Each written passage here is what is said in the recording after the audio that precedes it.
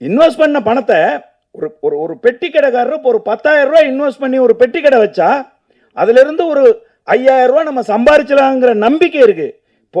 கண்ணுக்கு முன்னாடி அந்த பொருள் இருக்கு. ஆனால் சினிமாவில் இன்வெஸ்ட் பண்ண வர்ற ஒரு தயாரிப்பாளருக்கு இன்றைக்கு நம்பிக்கையை இழக்கிற ஒரு சூழ்நிலை தான் இன்றைக்கு உருவாகி இருக்கு. புதுசு புதுசா சிந்தனையாளர்கள் வருகிறார்கள், புதுசு புதுசா கதையாசிரியர்கள் வருகிறார்கள், புதுசு புதுசா தொழில்நுட்ப கலைஞர்கள் வருகிறார்கள். இந்த பாருங்க, தம்பி அசார் பத்தி சொல்லுகிற போது சொல்றாங்க, அவ்வளவு டெடிகேஷனோட தன்னுடைய பாடல் பதிவு முடிகிற வரை உட்காராமையே நின்றுட்டு இருப்பான் அப்படின்னு சொல்றாங்க. இளைய தலைமுறை பிள்ளைகள் அந்த அளவுக்கு இந்த கலையை சினிமாவை பயங்கரமா நேசிக்கிறாங்க.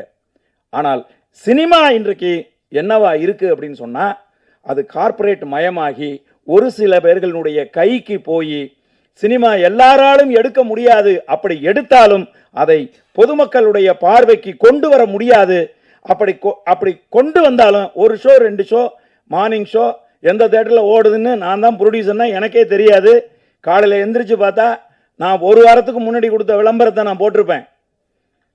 இந்த தேட்டரில் 3 ஷோ, இந்த தேட்டரில் 4 ஷோன்னு நான் முதல் நாள் கொடுத்த விளம்பரத்தை போட்டிருப்பேன். அந்த தேட்டரில் எல்லாம் படமே இருக்காது. அப்ப யாரு இதெல்லாம் முடிவு பண்றது? இதையெல்லாம் ஒழுங்கு செய்வது யாரு? இது போல ஏதாவது ஆடியோ லான்ச், இந்த இசை வெளியீட்டு விழாவுக்கு வரும்போது நாங்கள் பேசுறோம். ஆனால் இவற்றை ஒழுங்கு செய்ய வேண்டியவர்கள் முறையாக கவனித்து உட்கார்ந்து பேசி நேர்படுத்தினால்தான் சினிமா சரியாக இருக்கும்.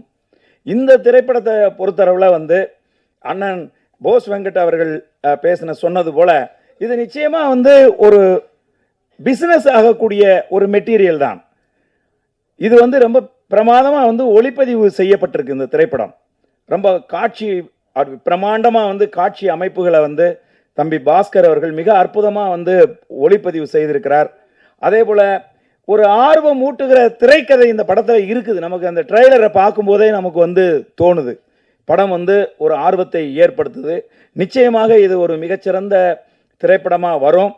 நம்ம எல்லாம் இந்த திரைப்படத்தை வெற்றி திரைப்படமாக மாற்றுறது வழக்கம் போல எங்களுடைய பத்திரிகை நண்பர்கள், யூடியூப் நண்பர்கள், அதுலேயும் பார்த்தீங்கன்னா பெரிய திரைப்படங்களாக இருந்தால் மட்டும்தான் இன்னைக்கெல்லாம் விமர்சனங்களே எழுதுறாங்க, விமர்சனங்களே சொல்றாங்க.